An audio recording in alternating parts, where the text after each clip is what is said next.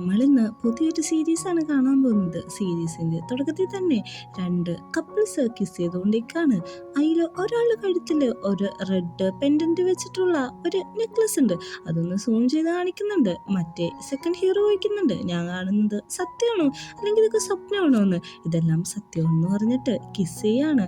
പെട്ടെന്ന് തന്നെ ആ സ്വപ്നത്തിൽ നിന്ന് അവൻ എണീക്കുകയാണ്. ഇവന്റെ പേരാണ് പൊന്ന്. ഇവൻ സ്വപ്നത്തിൽ നിന്ന് എണീക്കുമ്പോൾ തന്നെ അവന്റെ മൂക്കിൽ നിന്ന് ബ്ലീഡിംഗ് ഒക്കെ ആയിട്ടുണ്ട്. അപ്പോഴേക്കും സമയം 7 മണിയായെന്നുള്ള അലാറം ഓണായി. അപ്പോഴത്തന്നെ അവൻ ഇന്നത്തെയും പോലെ ബ്ലഡ് പിന്നെയും വന്നല്ലോ എന്ന് ആലോചിക്കുകയാണ്. അതിന് മനസ്സിലാവാം ഈ സ്വപ്നം അവൻ ഇടയ്ക്കിടയ്ക്ക് കാണാറുണ്ട്. അങ്ങനെ അവൻ അവിടെ നിന്ന് പോകുമ്പോഴേക്കും അവൻ്റെ മൂക്കിൽ നിന്ന് വീണ ബ്ലഡ് അവൻ ആ സ്വപ്നത്തെ കണ്ട ആ പെൻഡന്റ് വരച്ചേക്കുന്നതായിട്ട് സ്പ്രെഡ് ആവുന്നു. അങ്ങനെ TV ഓണാക്കുമ്പോൾ അതീ പറയുന്നത് 100 വർഷം പഴക്കമുള്ള ഒരു പെയിന്റിങ് അത് ഇവിടെ അടുത്തുള്ള ഒരു തായ്ലൻഡ് ഗാലറിയിൽ പ്രദർശിപ്പിക്കുന്നുണ്ട്. ഇന്ന് അതിന്റെ ഉദ്ഘാടനമാണെന്നൊക്കെയാണ് TV പറയുന്നത്.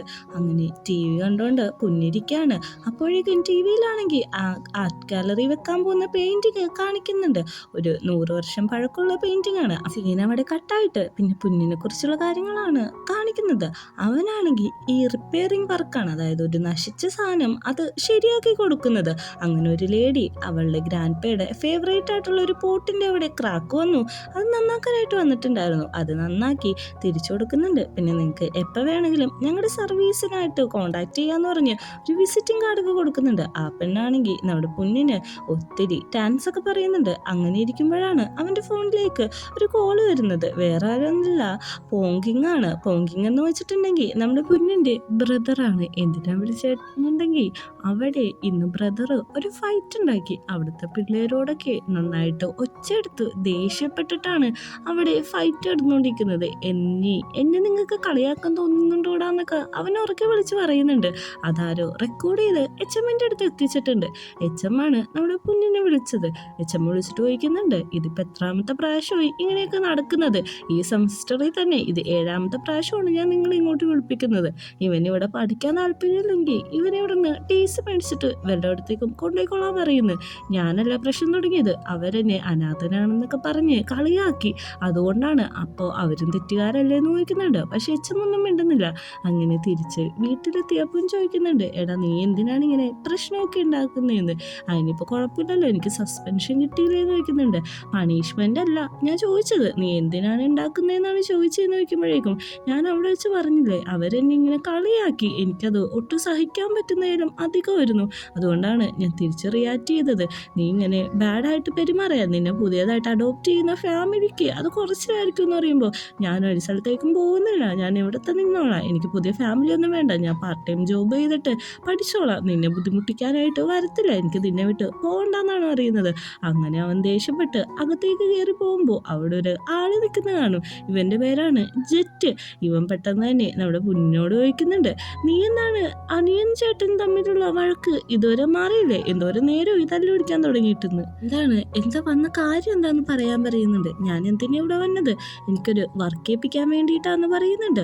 ആ വർക്ക് എന്താന്ന് ഇപ്പൊ കേൾപ്പിക്കുന്നില്ല. അപ്പോൾ നമ്മുടെ പോങ്ങാണെങ്കിൽ അവിടെ ഇരുന്ന് ഫുഡ് കഴിക്കായിരിക്കും. അവൻ പോകാൻ എണീക്കുമ്പോൾ ടേബിളിൽ കുറച്ച് കാശുണ്ട്, അതിലൊരു നോട്ടുണ്ട്. നീ പാർട്ട് ടൈം ജോബിനൊന്നും പോകണ്ട, ഈ പൈസ നിന്റെ പഠിത്തത്തിനുള്ളതാണ്, നീ അത് വെച്ചിട്ട് ഹാപ്പി ആയിട്ട് ജീവിക്കാൻ അറിഞ്ഞിട്ട്. അപ്പോഴേക്കും നാജിറ്റ് വന്നതിൻ്റെ കാര്യം പറയുന്നുണ്ട്. ഒരു ഫോട്ടോ എടുക്കുന്നുണ്ട്.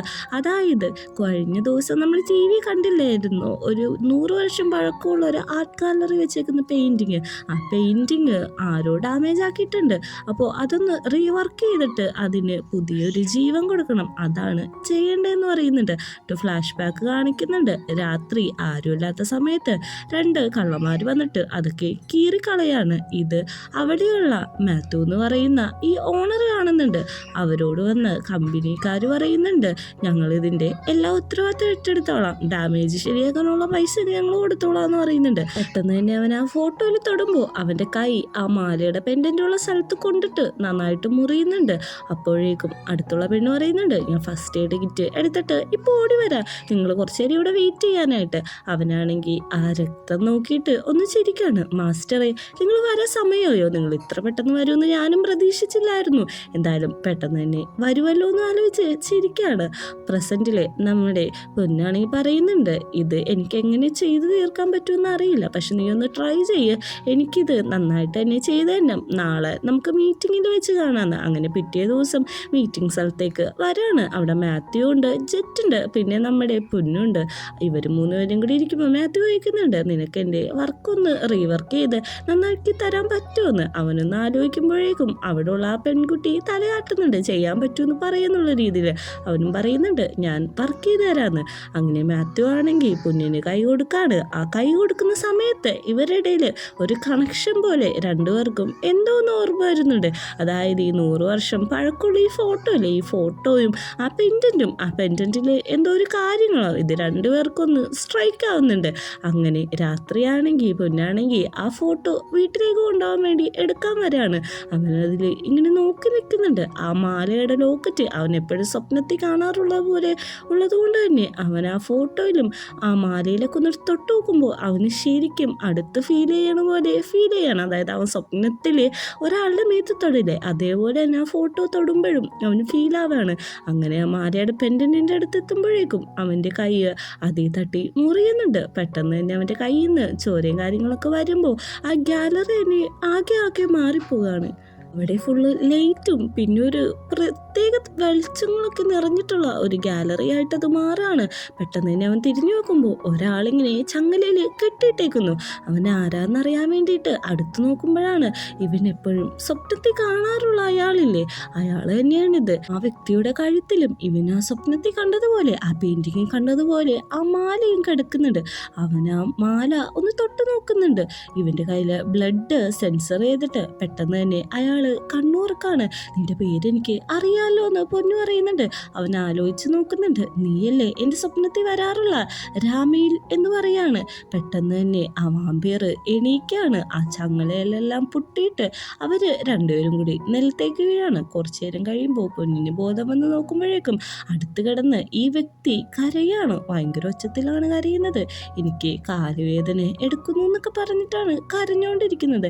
ഏത് കാലാണ്, ഈ കാലാണോ ആ കാലാണോ എന്നൊക്കെ നമ്മുടെ പൊന്നും ചോദിക്കുന്നുണ്ട്. അങ്ങനെ കാലെല്ലാം ഒരുവിധം മസാജ് ചെയ്തൊന്ന് സ്ട്രെച്ച് ചെയ്തൊക്കെ കൊടുക്കുന്നുണ്ട്. പെട്ടെന്ന് തന്നെയാണ് അവൻ്റെ ബോധം പോയ പോലെ അനങ്ങാതെ കുറേ സമയം അവിടെ കിടക്കുന്നത്. തട്ടി വിളിക്കുന്നുണ്ട്, ഇത്ര പെട്ടെന്ന് ഉറങ്ങിപ്പോയോ, നീ ഉറങ്ങാണോ അല്ലെങ്കിൽ മരിച്ചു പോയതാണോ, കുറേയൊക്കെ ചോദിക്കുന്നുണ്ടെങ്കിലും ഒരു റെസ്പോൺസും കിട്ടാതാവുമ്പോൾ പൊന്നാണെങ്കിൽ അവനെയും എടുത്തോണ്ട് ടാക്സിയും വിളിച്ച് നേരെ വീട്ടിലേക്ക് കൊണ്ടുവരാണ്. വീട്ടിൽ കൊണ്ടുവരുന്ന സമയത്തും നമ്മുടെ രാമേലിന് ബോധമൊന്നും ഉണ്ടാവില്ല. അവനെ കൊണ്ടുവന്നിട്ട് സോഫയിലേക്ക് കിടത്തുന്നുണ്ട്. അവനാണെങ്കിൽ ഒരു സ്വപ്ന ലോകത്തെന്ന പോലെ തന്നെയാണ് പൊന്നിൻ്റെ ഒപ്പം ഇരിക്കുന്നത്. പെട്ടെന്ന് തന്നെ നമ്മുടെ പൊന്നാണെങ്കിൽ ഫോൺ എടുത്തിട്ട് ജെറ്റിനെ വിളിച്ചിട്ട് പറയാണ്, ഈ വർക്ക് കംപ്ലീറ്റ് ചെയ്യാനായിട്ട് എനിക്കൊരു 5 ദിവസം കൂടി കൂടുതൽ വേണം, എന്തെങ്കിലും പ്രശ്നമുണ്ടോ എന്ന് ചോദിക്കുന്നുണ്ട്. പ്രശ്നമൊന്നുമില്ല, എനിക്ക് കുറച്ചും കൂടി ഡേയ്സ് കിട്ടിയിട്ടുണ്ടെങ്കിൽ കുറച്ചും കൂടി നീറ്റായിട്ട് ആ വർക്ക് ചെയ്യാമല്ലോ, അതുകൊണ്ടാണെന്ന് പറയുന്നുണ്ട്. പെട്ടെന്ന് തന്നെ രാമേൽ ഉറക്കത്തിൽ എനിക്ക് നന്നായിട്ട് വിശക്കുന്നു, എനിക്ക് ഫുഡ് വേണമെന്നൊക്കെ വിളിച്ചു പറയാണ്. അവനാണെങ്കിൽ അത് നോക്കിയിരിക്കുന്നുണ്ട്. ഈ സമയം ജെറ്റാണെങ്കിൽ ഒരു ചർച്ചിലാണ്. അവനിരിക്കുന്ന ബെഞ്ചിന് തൊട്ട് കുറച്ച് മുമ്പിൽ ഒരു ചെക്കൻ ഇരിപ്പുണ്ട്. ആ ചെക്കൻ ഇങ്ങനെ പ്രാർത്ഥിച്ചുകൊണ്ട് നിൽക്കുന്നത്.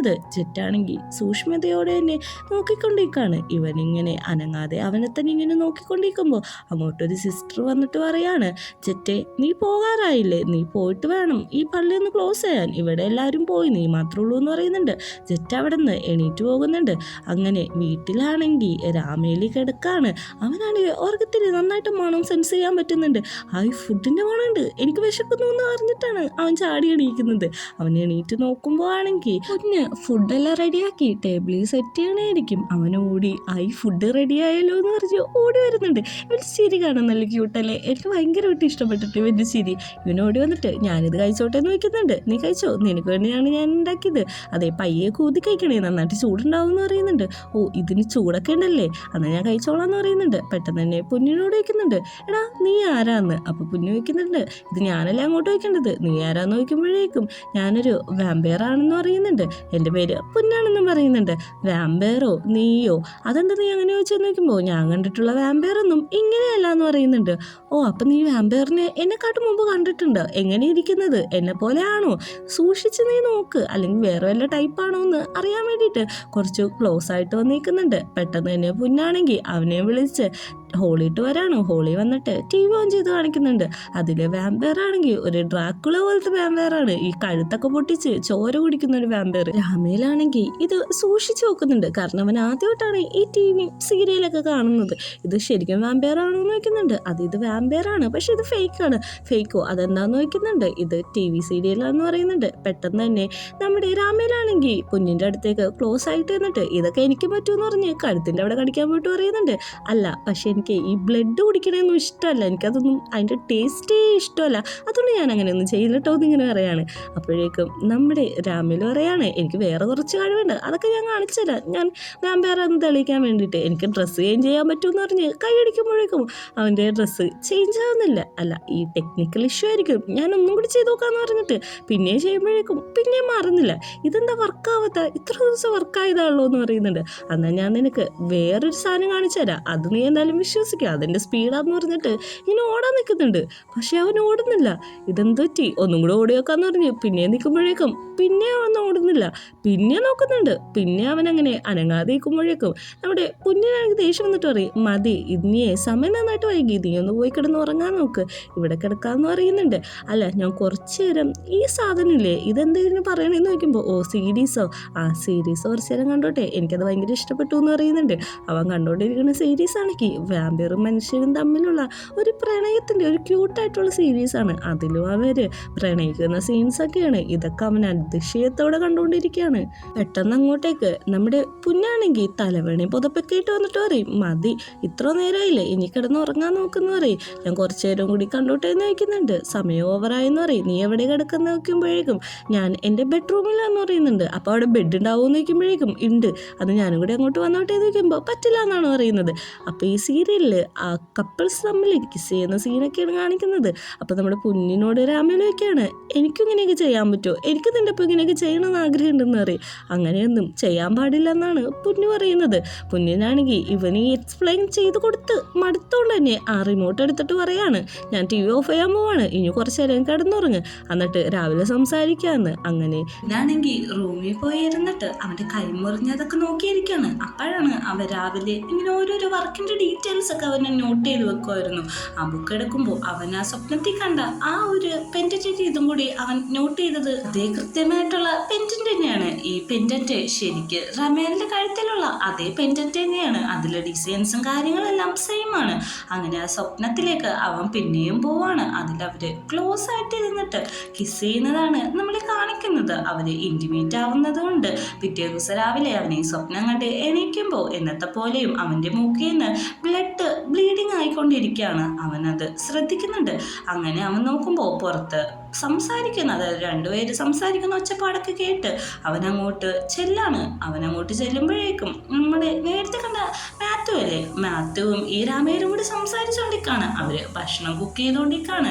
പെട്ടെന്ന് തന്നെ നമ്മുടെ പുല്ല് അങ്ങോട്ട് വന്ന് കാണുമ്പോഴേക്കും മാത്യു പറയുന്നുണ്ട്, ശരിക്കും ഒത്തിരി നന്ദിയുണ്ട്, കാരണം ഈ കാരണമാണ് ഇങ്ങനെയൊക്കെ ഞങ്ങളുടെ മാസ്റ്ററിനെ രക്ഷിക്കാൻ പറ്റിയത്.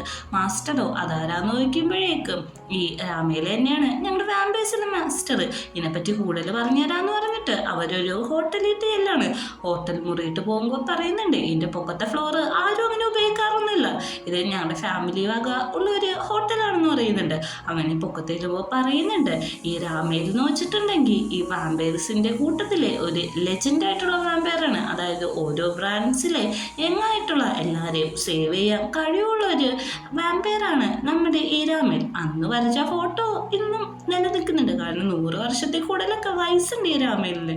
മാത്യു ചോദിക്കുന്നുണ്ട്, കഥയെല്ലാം കേട്ട് കഴിഞ്ഞല്ലേ, നീ ഇവിടെ ഇരിക്കും, നിനക്ക് കുടിക്കാൻ എന്താ വേണ്ടതെന്ന് ചോദിക്കുന്നുണ്ട്. എനിക്കൊരു ഗ്ലാസ് വെള്ളം മാത്രം മതി എന്ന് പറയുന്നുണ്ട്. അതെടുക്കാൻ അവൻ അകത്തേക്ക് പോകുമ്പോഴേക്ക് നമ്മുടെ രാമേലു പറയുന്നുണ്ട്, ഇപ്പൊ വിശ്വാസമായോ നിനക്ക് ഞാൻ വാമ്പയറായിരുന്നു, നീ പേടിക്കണ്ട, ഞാൻ നിന്റെ ബ്ലഡ് ഒന്നും കുടിക്കില്ല, ബ്ലഡ് ഒന്നും എനിക്ക് തീരെ ഇഷ്ടമല്ല എന്ന് പറയുന്നുണ്ട്. ഇന്നപ്പോ പറയുന്നുണ്ട്, അതൊക്കെ ഓക്കെ, നിങ്ങൾ എന്തിനാണ് എന്നെ ഇങ്ങോട്ട് കൊണ്ടുവന്നേക്കുന്നതെന്ന്. അതെന്താന്ന് വെച്ചിട്ടുണ്ടെങ്കിൽ നിന്റെ ബ്ലഡ് ഞങ്ങൾക്ക് വേണം.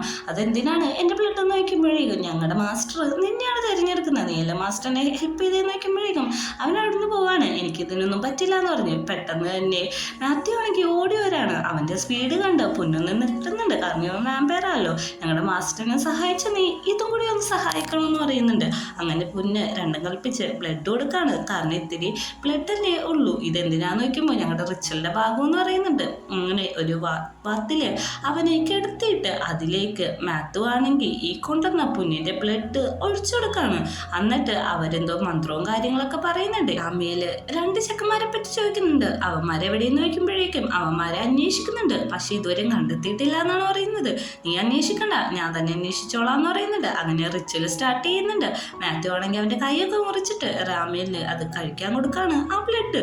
അങ്ങനെ അവനത് കഴിക്കുന്നുണ്ട്. അതിന്റെ വേദന സഹിക്കാൻ പറ്റാതെ മാത്യു കിടന്ന് കരയാണ്. ഈ ഒച്ച പുറത്തിരിക്കുന്ന പൊന്നും കേൾക്കുന്നുണ്ട്. അവനാണെങ്കിൽ അങ്ങോട്ട് ചെല്ലാനായിട്ട് ഒരുങ്ങുമ്പോഴേക്കും നേരത്തെ മാത്യു പറഞ്ഞ കാര്യമാണ് ഓർമ്മ വെച്ചുന്നത്. എത്ര ഒച്ച കേട്ടാലും അകത്തേക്ക് വരരുത്, അത് നിന്റെ സേഫ്റ്റീനെ ബാധിക്കുന്ന കാര്യമാണ്, അതുകൊണ്ടാട്ടോ ഞാൻ അങ്ങനെ പറഞ്ഞു എന്ന് പറയുന്നുണ്ട്.